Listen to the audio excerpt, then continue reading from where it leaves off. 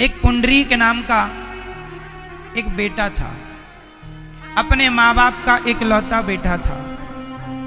घटना है महाराष्ट्र की, घटना है पंढरपुर की। पंढरपुर में पुंडरीक नाम के एक पुत्र है, एक बूढ़ी माँ है, एक बूढ़ा बाप है। माँ बाप को लगा कि बेटा बड़ा हो गया है पुंडलीक, इसकी शादी कर देना चाहिए। तो पुंडरीक का विवाह कर दिया। सुंदर सी दुल्हन आई, तो दुल्हन जब आई तो उसने देखा कि मेरा पति तो मेरे कब्जे में हो गया है। अपने पति को उसने अपने कब्जे में कर लिया और अपनी सास और अपने ससुर को इग्नोर करने लगी। ना पेट भर भोजन देती, ना इज्जत देती, ना आदर सम्मान, कुछ भी नहीं। उस बूढ़े माँ बाप को लगा मेरा बेटा तो बहुत अच्छा था, पर अब पत्नी की बात में लग लग करके अब तो हमसे पूछता भी नहीं कि माँ भूखी हो कि नहीं। कई बार तो बहू भोजन नहीं देती थी और माँ बाप बेटा पुंडरीक पूछता कि भोजन कर लिया, माँ ने हाँ हाँ कर लिया, तो माँ बाप से खुद पूछता नहीं था। कई बार तो रात के बूढ़े माँ बाप भूखे सो जाते थे। अपने बेटे का ऐसा व्यवहार देख करके माँ बाप बड़े दुखी हो गए और माँ बाप ने निर्णय लिया कि अब घर छोड़ करके अब काशी चलेंगे, वहीं भिक्षा से जो मिल जाएगा खाएंगे और भगवान का भजन करेंगे। अब बहुत सह लिया, अब बर्दाश्त नहीं होता। बूढ़ों को देखो, कुछ नहीं चाहिए, केवल सम्मान चाहिए। मेरी माँ, सम्मान से रोटी दिया करो, सम्मान किया करो बड़ों का, बुजुर्गों का। पर पुंडरीक की बहू कोई भी सम्मान नहीं। एक दिन बूढ़े माँ बाप ने अपने बेटे को बुलाया, बेटा पुंडरीक सुनो बेटा,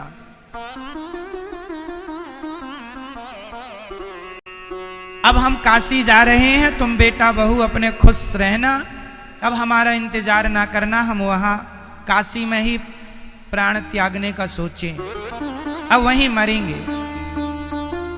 बेटे को तो बड़ी अच्छी बात लगी कि चलो इनकी सेवा नहीं करनी पड़ेगी। बहू ने तो कहा बहुत अच्छा, वहीं मरो। गांव से कुछ लोगों की यात्रा जा रही थी काशी, तो वो भी संग संग चल पड़े। जो पुंडरीक की पत्नी थी उसने अपने पति से कहा, सुनो, हम सासू माँ के पास एक बड़ा सा हार है सोने का, उन्होंने हमें दिया नहीं है, लगता है वो हार अपने संग लेकर जा रही हैं, तो आप एक काम करो, संग जाओ और जहां मौका मिले तो माँ का झोला उठा के ले आना, उसमें हार होगा बड़ा, क्योंकि शादी में पहन रखा था, हमें तो दिया नहीं, किसी ने दे दिया होगा पहनने। शादी विवाह में माताएं किसी का जेवर मांग कर भी पहन लेती हैं, तो पहन लिया होगा। बहू ने देख लिया, अब वो पहन के वापस कर दी होगी, पर बहू को लगा ये तो सास का है। अब पति को पीछे पीछे चलाया। उसका बेटा चलता चलता वो भी काशी आ गया। काशी में गंगा के किनारे घाट पर दोनों बूढ़ों ने स्नान किया, कहीं जो प्रसाद मिला सो खाया। रात्रि हुई, दोनों सो गए पति पत्नी।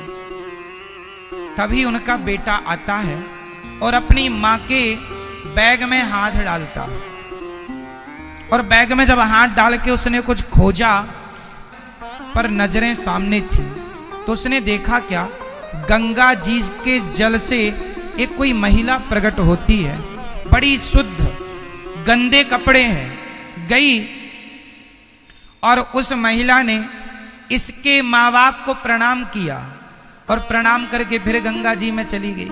जब वो जाने लगी तो पुंडरीक ने रोका, अरे रुको रुको, आप कौन हैं? उन्होंने कहा, मैं गंगा मैया हूं। तो आप मेरे माँ बाप को प्रणाम क्यों कर रही थी? क्योंकि तेरे माँ बाप भगवान के बहुत बड़े भक्त हैं। तो आपका ये व्यवहार ऐसा क्यों? आप जब निकली थी तो कपड़े आपके गंदे थे, मेरे पिता के दर्शन करते ही आपके कपड़े शुद्ध कैसे हो गए?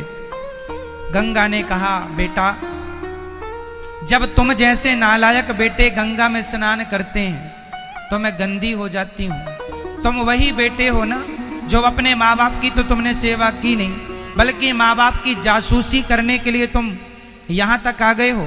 तुम जैसे नालायक बेटे जो अपने माँ बाप की सेवा करने की जगह उनकी जासूसी करते हो, तुम जैसे नालायक बेटा जब गंगा में नहाते हैं तो गंगा अशुद्ध हो जाती है। और जब तुम्हारे माता पिता जैसे महान लोग, बहुत सच्चे भक्त हैं तुम्हारे माई बाप, और जब ऐसे भक्त हम गंगा में स्नान करते हैं तो हम शुद्ध हो जाती हैं, गंगा पवित्र हो जाती है। भक्तों के दर्शन से गंगा शुद्ध होती है, संतों के दर्शन से तीर्थ शुद्ध होते हैं। हम जैसे पापियों का तो पाप ये तीर्थ धुलते हैं, पर संतों की पगधूली जब तीर्थों को मिलती है तो तीर्थ भी पवित्र हो जाते हैं। पुंडरीक नाम के उस बेटे को एहसास हो गया कि मेरे से बहुत बड़ा अपराध हो गया। तुरंत उसने अपने माँ बाप को प्रणाम किया। माँ बाप ने उठकर कहा, अरे बेटा तुम यहाँ? हाँ माँ, मैं आपको लेने आया हूँ, मेरा अपराध माफ कर दो माँ। वो बेटा अपनी माँ को अपने घर ले गया और अपनी माँ की इतनी सेवा की, इतनी सेवा की कि एक बार द्वारिकाधीश माता रुक्मणी के संग भोजन करके शाम के वक्त टहलने निकले थे। तो टहलते टहलते भगवान ने कहा, मैं एक भक्त के पास जा रहा हूँ। तो भगवान बोले, मैं जा रहा हूँ। तो रुक्मणी जी बोली, मैं भी चलूंगी। तो रुक्मणी जी भी चल पड़ी। रुक्मणी जी भी गई। तो गए तो वो पुंडरीक अपने माँ बाप के चरण दबा रहा था।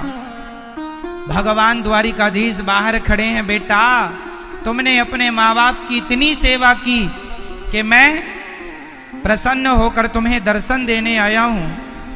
पुंडरीक ने कहा, प्रभु मैं दर्शन करने बाहर नहीं आ सकता, आप कृपया अंदर आ जाइए, क्योंकि अभी मैं अपने माँ बाप की सेवा में लगा हूं।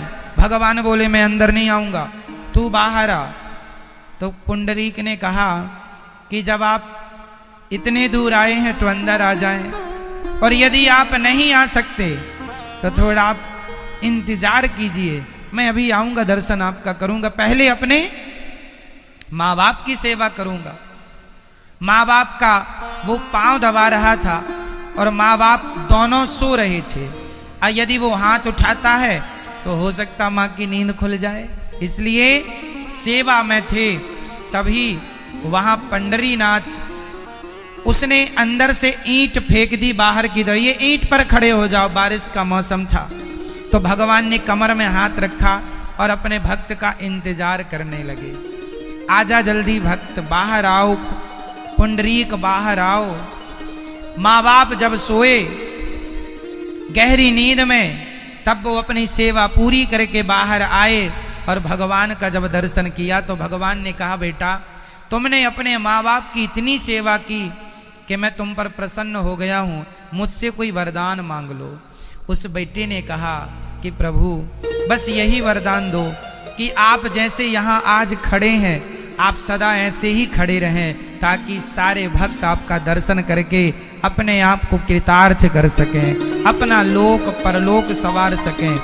तो विट्ठलनाथ जी आज भी उसी हाल में वैसी खड़े।